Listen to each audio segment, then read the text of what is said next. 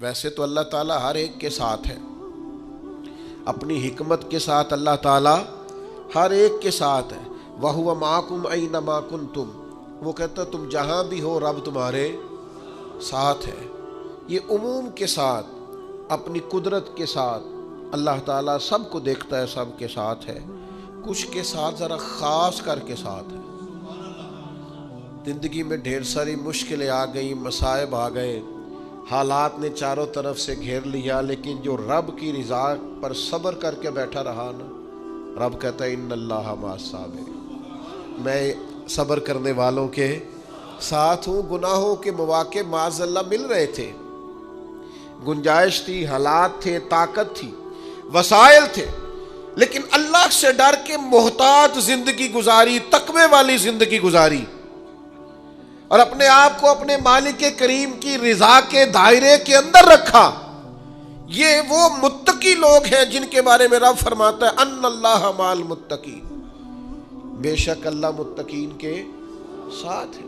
تو میرے عزیز، کچھ کے ساتھ خاص ہے، عموم کے ساتھ سب کے ساتھ ہے، کچھ کے ساتھ خاص ہے، اور ایک محبوب ایسے ہیں جن کے ساتھ خاص الخاص ہے، خاص الخاص۔ غار ثور میں بخاری میں موجود ہے، حضرت ابو بکر صدیق رضی اللہ تعالیٰ عنہ نے عرض کیا یا رسول اللہ صلی اللہ تعالیٰ علیہ وسلم، یہ تو آ گئے، بالکل یہاں تک آ گئے، اگر پیروں کی طرف دیکھیں گے تو ہمیں دیکھ لیں گے۔ اللہ نے نا بندوبست کی ہے، رب ساتھ ہے نا، اس نے بندوبست کی ہے۔ ام غیلان نام کا ایک خاردار جھاڑیوں والا درخت اگایا غار ثور کے دھانے پر۔ ایک کبوتر کبوتری وہاں آ گئے، انڈے دے دیے، ایک کبوتری انڈے سینچنے کے لیے بیٹھ گئی، وہاں عنکبوت نے، مکڑی نے جالا تن دیا، خدائی بندوبست سارے ہو گئے۔ لیکن بخاری میں موجود یہ ہے کہ حضرت صدیق ایک بار کہنے لگے یا رسول اللہ، یہ تو دروازے تک آ گئے، اگر قدموں کی طرف دیکھیں گے تو ہمیں پہچان لیں گے۔ تو حضور نے فرمایا ابو بکر تو ڈرنا، تیرا بھلا ان دونوں کے بارے میں کیا خیال ہے جن کا تیسرا خدا ہو۔ اذ یقول لصاحبہ، جب انہوں نے کہا اپنے صحابی سے لا تحزن، تو غم نہ کر، ان اللہ معنا، اللہ ہمارے ساتھ ہے۔ تو محبوب کو تو قرب خدا ہر وقت حاصل ہے۔ نبی پاک علیہ الصلوۃ والسلام کا اور اللہ کے بارے میں صحابہ کا جو نظریہ ہے، یار آپ ہر جگہ کتاب و سنت میں کھول کے دیکھ لیں، اذان میں اللہ رسول کا نام اکٹھا، نماز میں اکٹھا، کلمے میں اکٹھا، اطاعت میں اکٹھا، ذکر میں، ہر جگہ تو اللہ نے یکجائی دی ہے۔ بس ذاتیں دو ہیں، بات ایک ہی ہے۔ دنیا میں قرب حضور کو ہر وقت حاصل، اور قیامت والے دن عسیٰ ان یبعثک ربک مقاما محمودا، قریب ہے کہ آپ کا رب آپ کو مقام محمود عطا کرے گا۔ نبی کریم علیہ السلام نے خود بیان فرمایا، یہ ترمذی میں موجود ہے، حضور فرماتے اللہ تعالیٰ کا نظام اس طرح ہوگا، قانون اس طرح ہوگا کہ سب سے پہلے میری قبر مبارک کھلے گی، اور فرمایا جنت کے مخصوص لباسوں میں سے ایک لباس مجھے پہنایا جائے گا، اور حضور فرماتے ہیں پھر اللہ تبارک و تعالیٰ کے عرش کی دائیں جانب مجھے کھڑا کیا جائے گا۔ حضور فرماتے ہیں کہ تمام مخلوق میں سے صرف میں ہوں جو خدا کے عرش کے ساتھ کھڑا کیا جائے گا، اور یہ وہ جگہ ہے جہاں کھڑے ہو کے صبح قیامت نبی کریم علیہ السلام اپنی امت کی شفاعت فرمائیں گے۔ میرے عزیزو یاد رکھو، جو قرب خاص اللہ تعالیٰ نے نبی رحمت نور مجسم شفیع معظم صلی اللہ تعالیٰ علیہ وسلم کو عطا فرمایا، ہر جگہ اللہ رسول کے ذکر میں، بات میں، کلام میں یکتائی ملے گی۔ میں کیسے آپ کی خدمت میں عرض کروں کہ بعض لوگ بیچارے ایسے جن کی توحید ہی مکمل نہیں ہوتی جب تک وہ یہ نہ کہہ دیں کہ جی آپ اللہ رسول کا ذکر اکٹھا نہ کریں۔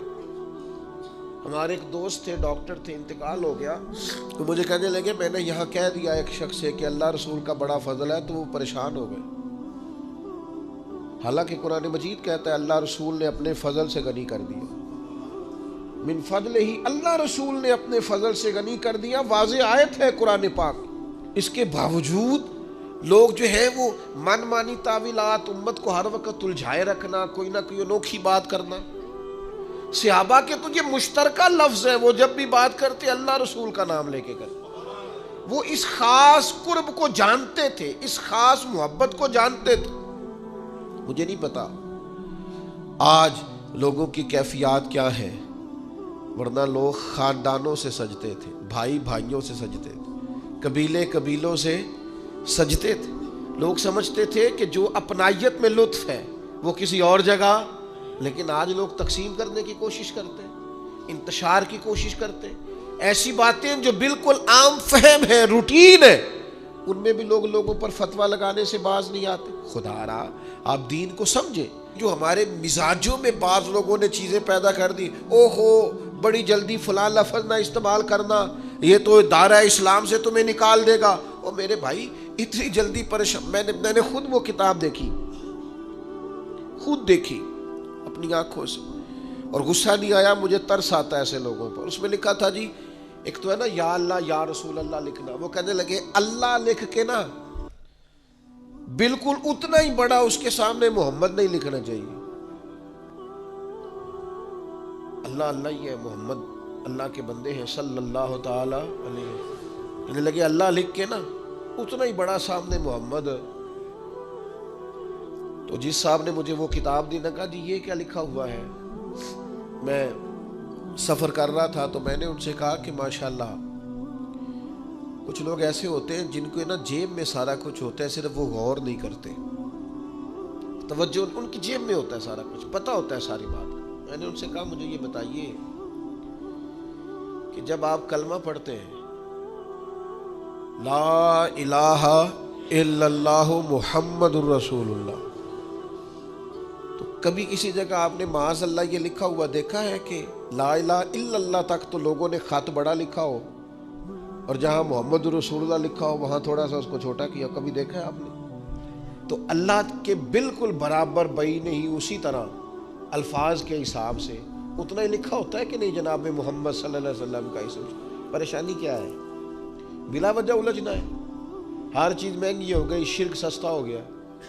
بندہ مسلمان ہوتا کوئی نہیں، چلو ہر جمعے 15-20 بندوں کو کافر تو کرو نا. وہ کسی نے کہا تھا کہ جانے کب مار دے کوئی مجھے کافر کر کے، شہر کا شہر مسلمان بنا بیٹھا ہے. لوگوں کو خیال ہی نہیں آتا کہ آپ خوش عقیدہ لوگوں کو، اور میں درد دل سے بات کر رہا ہوں، میں ایک دفعہ نہیں 100 دفعہ فرقہ واریت پہ لعنت ڈالتا ہوں. ان لوگوں کو توڑتے ہو. میں حرم شریف میں تھا، ایک ضعیف العمر بابا جی، جسم کانپ رہا، اور ان کے کپڑے بتاتے تھے کہ کوئی امیر آدمی نہیں. سارے لوگ نئی نویلی ٹکٹیں کرا کے نہیں جاتے، کچھ کمیٹیاں ڈال کے بھی عمرہ کر دینا. ساری زندگی میں ایک ہی موقع ملتا ہے. تو بیچارے ہانپ رہے ہیں، کانپ رہے ہیں. حرم شریف پہنچے، ہم سے آگے تو وہ سرکار کے مواضع شریف کی طرف منہ کر کے انہوں نے دعا مانگنی شروع کر دی. تو پیچھے سے ایک صاحب آئے، ان کے نہیں، ایک تو ہے نا کہ ان کے یہیں سے گئے ہوئے پاکستان سے. وہ کہنے لگے بابا جی یہ شرک ہے، اور بابے کو دھکے دے رہے ہیں، دھونس جمان. میں کہا چھوڑے، چلا جاتا نہیں، وجود کانپتا ہے. پکڑ دکڑ کے پیسے کرنے کے لیے اللہ کے گھر آیا ہے، اور یہ آ کے کھڑا مسجد میں ہے، اور تو اسے مشرک کہہ رہا ہے. یہ مشرک ہوتا تو کسی مندر میں جاتا. اس کی آنکھوں کی چمک دیکھ، اور حضور کی محبت میں نکلنے والے آنسو دیکھ. اگر دنیا میں یہ مومن نہیں ہے تو پھر ماں نے مومن پیدا ہی کوئی نہیں کیا. اگر یہ مسلمان نہیں تو دھرتی پھر کوئی دوسرا مسلمان ہے ہی نہیں. اگر یہ مومن نہیں جو حضور کی محبت میں رو رہا ہے، تڑپ رہا ہے، بڑھاپے میں آیا ہوا ہے، پھر تمہیں مومن کہاں سے ملیں گے؟ خدا کا خوف کرو.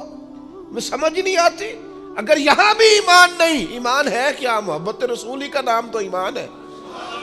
تو اگر یہ تمہیں مومن نہیں لگ رہا تو پھر دھرتی پہ مومن دوسرا ہے ہی نہیں. اس لیے یہ قباحتیں لوگوں نے پیدا کر دی. وہ سنو نا یار، یہ ابو داؤد شریف کی حدیث ہے. حضرت سعد بن معاذ رضی اللہ تعالیٰ عنہ کے بہنوئی نے کلمہ پڑھا صبح، اور اسی دوپہر اسی شام غزوہ احد میں چلے گئے، اور اسی غزوے میں وہ شہید ہو گئے. اور اس طرح شہید ہوئے کہ شدید جب زخمی ہوئے نا تو انہیں اٹھا کے ان کے گھر والوں کے پاس لایا گیا. تو حضرت سعد بن معاذ اپنی بہن سے پوچھنے لگے کہ یہ قومی غیرت میں گئے تھے؟ یہ لفظ ہے ابو داؤد کے، ان لفظوں سے حدیث ملے گی آپ کو، ذمہ دار ہوں. یہ خالی نہیں کہا کہ اللہ کے لیے گئے تھے، یہ نہیں کہا،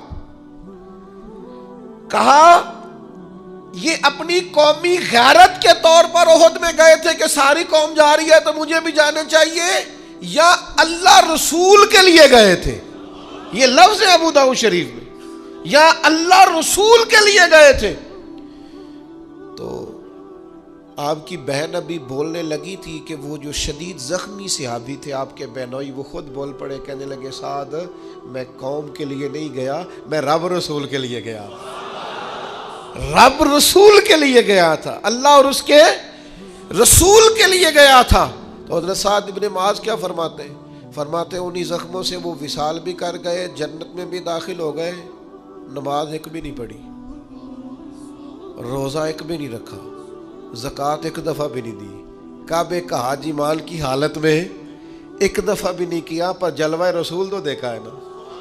یہ تو کہہ کے گئے ہیں نا وہ دنیا سے. اور سنو نا یار، لوگ کہتے فلانے صحابی کا فلانا عمل دیکھو. میں نے کہا صحابی عمل سے بنتا ہی نہیں، ہم عمل دیکھے کیوں؟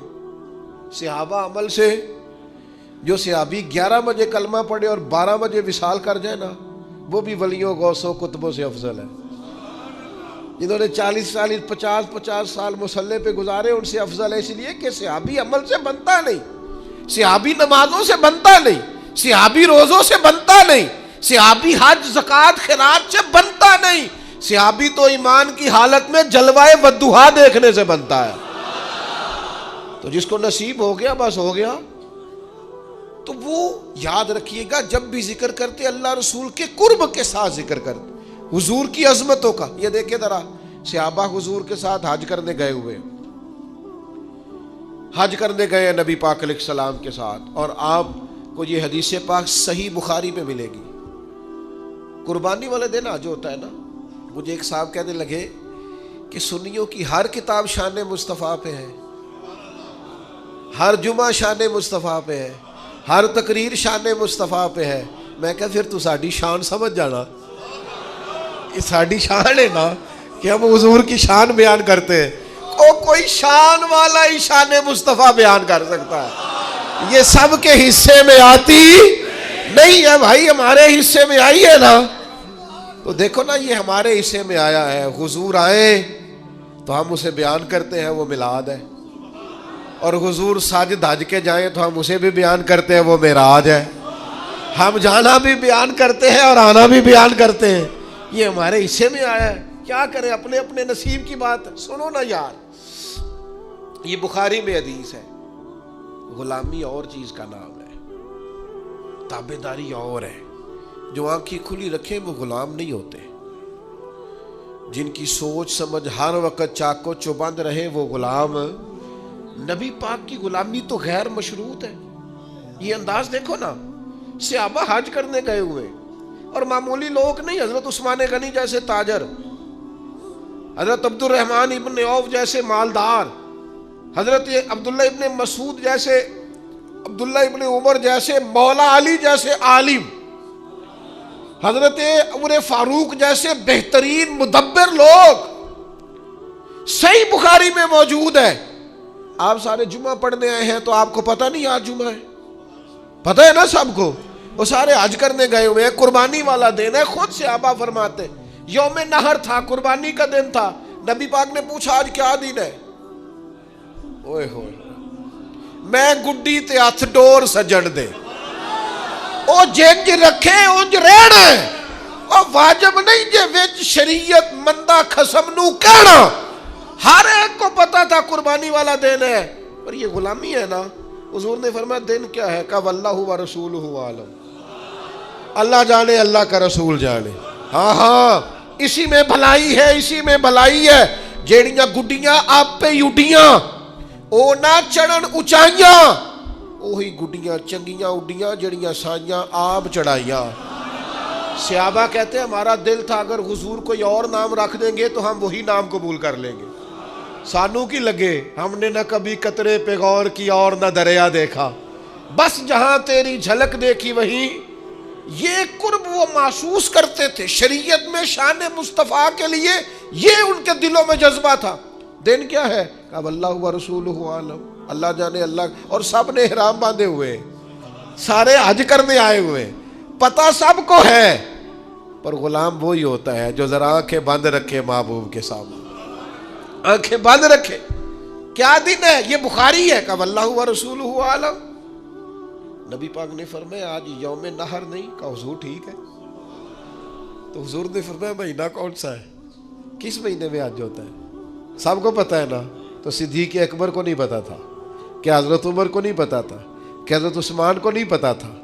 کہا مہینہ کون سا ہے؟ کہا اللہ و رسول عالم، اللہ جانے اللہ کا رسول جانے. ختم ہو گئی بات. سانو قید سجن دا گہنا ہے، وہ جنج رکھے یا سونج رہنا ہے. کون سا مہینہ؟ واللہ و رسول عالم، اللہ جانے اللہ کا. حضور نے فرمایا ذی الحج کا مہینہ. کا حضور ٹھیک ہے. او سنو نا یار، کہاں جاتی ہے دنیا حج کرنے؟ مکے میں جاتی ہے نا. تو نبی پاک نے فرمایا شہر کون سا ہے؟ کہا واللہ و رسول عالم، اللہ جانے اللہ کا رسول جانے. آپ نے کہا تھا آ جاؤ یہاں حج ہوتا ہے، ہم آ گئے. ختم ہو گئی بات. او بھائی جو لوگ نبی پاک نماز پڑھاتے بیت اللہ شریف کی طرف، بیت المقدس سے اپنا چہرہ بیت اللہ کی طرف کر لے. ادھر ہے نا بیت اللہ، ہمارے سمت ادھر ہے نا. یعنی حضور ادھر نماز پڑھا رہے تھے، دوران نماز چہرہ ادھر پھیر لیا. انہوں نے پوچھا ہی نہیں، سوال ہی کوئی نہیں کیا.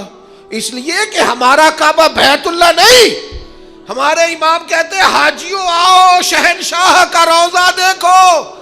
تم کعبہ تو دیکھ چکے، اب کعبے کا بھی کعبہ دیکھو. ہمارا قبلہ وہ ہے جس کو حضور قبلہ کہے، وہ ہمارا قبلہ ہے. فرمایا کون سا شہر ہے؟ کہا اللہ رسول جانے. تو حضور نے فرمایا یہ مکہ نہیں. کہا حضور ٹھیک ہے. اگر یہ حرمت والا شہر مکہ ہے آپ کہہ رہے ہیں، تو لہذا تو پھر اصل تو زبان رسالت مآب ہوئی نا. اصل تو حضور کی زبان ہوئی نا. ساڈے نبی دی زبان ساڈے واسطے قرآن. اور وہ زبان جس کو سب کن کی کنجی کہے، اس کی نافذ حکومت پہ لاکھوں سلام. او میرے بھائیوں، شان رسالت مآب کے بارے میں یہ عقیدے اپنے تازہ رکھو. سنو پھر کہتا ہوں، جو لوگ چاہتے ہیں نا دل ٹھنڈا رہے، روح تازہ رہے، طبیعت کی بے چینی، بے قراری، ذہن کا الجھاؤ، ڈپریشن، ٹینشن، انزائٹی، ان ساری بیماریوں سے بندہ بچا رہے اور دل پھول کی طرح کھلا رہے، وہ حضور کی شانیں پڑھا کریں، شانیں سنا کریں اور شانیں بیان کیا کریں. عظمت مصطفیٰ ایک ایسا موضوع ہے جو انسان کے باطن کو روشن رکھتا ہے، طبیعت کو توانا اور تر و تازہ رکھتا ہے. حضور کی شان جیسے جیسے بیان ہوتی ہے دل کھلتا ہے. ہم نے ناراض نہیں ہونا.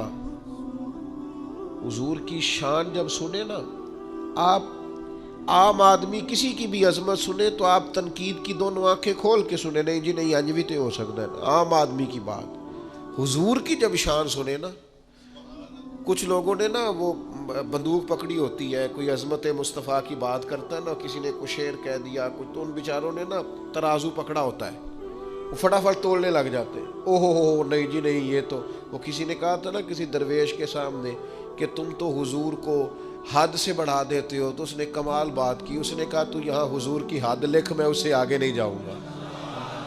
یہاں لکھنا حضور کی حد. اس محبوب کی حد اتنی ہے کہ بعد از خدا بزرگ توئی قصہ مختصر. آپ یہاں حد لکھیں، ہم حد سے آگے. لوگ عظمت مصطفیٰ کے بارے میں اب نہیں میرا دل کرتا. سالوں بیت گئے، بال سفید ہونے لگ گئے، زمانہ گزر گیا، ہمیں بھی بات کرتے، بات سنتے، اور دیر ہو گئی. اب پھر ہر سال ہم یہی بتائیں گے کہ معراج منامی نہیں تھی، حقیقت میں تھی، خواب میں نہیں تھی، روح مال جسد تھی. ہر سال پھر یہی دلیلیں دیتے پھریں کہ نبی پاک نے جاگتی آنکھوں سے محبوب کو دیکھا. ہم ہر سال یہی ثابت، جو تمہارے دل میں آئے تم وہ کہو. کوئی بشر آکھے، کوئی نور آکھے، پہندہ ہر پاسے ہوئی شور ڈٹھا، جاؤ اللہ والے گل مکا دیتی تسا ہور ڈٹھا تے اسا ہور ڈٹھا. ہر روز تم سے جھگڑا کریں گے. جاؤ جو تمہارے من میں آتا ہے کرو. اللہ والے گل ہی مکا دیتی تسا ہور ڈٹھا تے اسا ہور ڈٹھا. تمہارا ہمارا فرق ہی بڑا ہے. ہاں ابن یعقوب کو اللہ نے صورت بخشی اور ید بیضا کی کلیم اللہ کو نعمت بخشی. ہر نبی کو کوئی عزت کوئی عظمت بخشی اور میری سرکار کو بے پردہ زیارت بخشی. بڑا کلام کیا ہے, بڑا کچھ لکھا ہے لوگوں نے حضور کی معراج پر, اور مسلمان شعراء نے اس حسن کے ساتھ حضور کے معراج کی تعریف کی ہے. ہر شعری با کمال ہے, پر عنبر وارثی نے بھی کمال کیا ہے. وہ کہتے ہیں اصل بات یہ ہے کہ سر لامکان سے طلب ہوئی. ایک تو یہ ہے نا کہ حضور کہیں میں گیا ہوں, لیکن یہاں تو رب کہتا ہے سبحان الذی اسرا بعبدہ, میں نے سیر کرائی ہے. ایک تو یہ ہے نا کوئی جا کے کہے رب ارنی میں تجھے دیکھنا چاہتا ہوں, اور ایک یہ کہ کوئی اپنے گھر میں آرام کر رہے ہو سو رہے ہو اور رب کہے کہ جائیں نا جبریل ذرا محبوب کو لے کے تو آئے نا. تو عنبر وارثی کہتے ہیں سر لامکان سے طلب ہوئی. ایک تو یہ ہے کہ یہ جائیں اور ایک یہ ہے کہ کوئی بلائے. فرماتے ہیں اصل مسئلہ یہ ہے کہ سر لامکان سے طلب ہوئی, پھر صوبے منتہا وہ چلے نبی, کوئی حد ہے ان کے عروج کی. اب پھر کوئی حد ہے ان کے عروج کی. سر لامکان سے طلب ہوئی صوبے منتہا وہ چلے نبی, کوئی حد ہے ان کے عروج کی. بس اتنا کہتے ہیں بلغ العلا کمال ہی. پھر کہنے لگے یہی ابتدا یہی انتہا, یہ فروغ جلوہ حق نما کہ جہان سارا ہی چمک اٹھا کشفت دجا بے جمالے. کوئی حد ہے ان کے عروج کی. سر لامکان سے طلب ہوئی صوبے منتہا وہ چلے نبی, کوئی حد ہے بھلا ان کے عروج کی. بلغ العلا رخ مصطفیٰ کی یہ روشنی کہ تجلیوں کی ہما ہمی, کہ ہر ایک چیز چمک اٹھی کشفت دجا بے جمالہ. وہ سرا پر رحمت کبریا کہ ہر ایک پر جن کا کرم ہوا. یہ کلام پاک ہے برملا حسنت جمیع خصالہ. سر لامکان سے طلب ہوئی صوبے منتہا وہ چلے نبی, کوئی حد ہے ان کے عروج کی. بلغ العلا کمال ہی, یہ کمال خلق محمدی صلی اللہ علیہ وسلم, یہ کمال خلق محمدی کہ ہر ایک پہ چشم کرم رہی. اب اس سے بڑا شعر شاید یہ نہ کہہ سکتے. اور کہنے لگے یہ کمال خلق محمدی کہ ہر ایک پہ چشم کرم رہی, سر حشر بھی نعرہ امتی حسنت جمیع سر لامکان سے طلب ہوئی. سور منتہا وہ او کوئی حد ہے ان کے عروج کی. بلغ العلا وہی حق نگر وہی حق نما, رخ مصطفیٰ ہے وہ آئینہ کہ خدائے پاک نے خود کہا صلو علیہ وآلہ. سر لامکان سے طلب ہوئی صوبے منتہا وہ چلے نبی, کوئی حد ہے ان کے عروج کی. بلغ العلا سبحان اللہ. اور قربان جائیں یہ حد کر دی اس شخص نے بھی بات کرنے کی. کہنے لگے تمہیں پھر بتاؤں لوگوں ہم اتنا حضور کا ذکر کیوں کرتے ہیں. دیکھو نا ہماری بھی تو کمائی, دیکھو نا ہم نے بھی تو کمائی کی ہے نا. ہم سے لوگ پوچھتے ہیں کمائی بتاؤ, تو ہم نے بھی تو کمائی کی ہے نا. میں اپنی حیاتی تو قربان تھی وہاں, ساری محمد پکیندے گزر گئی. ہم نے بھی تو بھائی کوئی کمائی کی ہے نا. تو کیا کہتے ہیں عنبر وارثی, کہتے ہیں میرا دین عنبر وارثی, میرا دین عنبر وارثی. سنو میرا مذہب, میرا عقیدہ, میرا نظریہ, میری سوچ, میرا دین عنبر وارثی بخدا ہے عشق محمدی. اور میرا ذکر و فکر ہے بس یہی صلو علیہ وآلہ. سر لا مکان سے سوئے منتہا وہ چلے نبی. کوئی حد ہے ان کے عروج؟ بھلا کوئی حد ہے؟ باقی وہ میں نے کہہ دیا ہے، اب ہم کوئی بحث نہیں کرتے. ہم کسی اور اللہ والے گل نہیں مکا دیتی. تسا ہور ڈٹھا تے اسا ہور ڈٹھا. ہمارا اور تمہارا دیکھنا اور سمجھنا یہ فرق رکھتا ہے. اگر چاہتے ہو نا یہ ڈپریشن سے، ٹینشن سے، میں آپ کو اپنی بات بتاتا ہوں، چھوٹا آدمی ہوں، کوئی تجربہ آپ کی خدمت میں عرض کروں گا تو دیانتداری سے عرض کروں گا. جب زیادہ دل بے چین ہو جائے نا تو نبی پاک کی عظمت کی نعت سنا کرو، حضور کی شان کی بات سنا کرو. اپنے آپ کو سمجھا کے کہا کرو آ میرے دل آمنہ کے لال کی باتیں کرے، آ میرے دل آمنہ کے لال کی باتیں کرے، چہرہ والشمس کے اجلال کی باتیں کرے.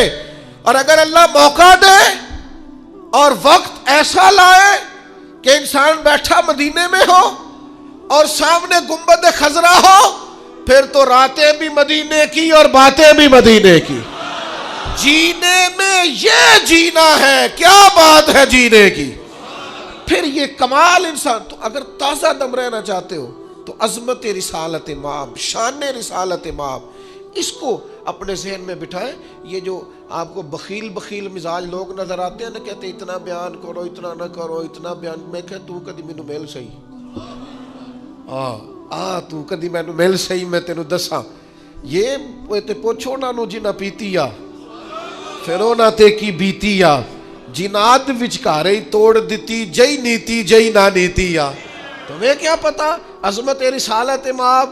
حاجی صادق صاحب فرمایا کرتے تھے یہ پوچھنی ہو تو امام احمد رضا سے پوچھا کرو، شان مدینے والے دی تے زبان بریلی والے دی.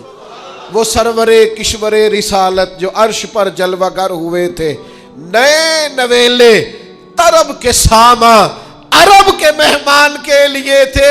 بس اسی کے جلوے، اسی سے ملنے، اسی سے اسی کی طرف گئے تھے. وما علینا الا البلاغ المبین.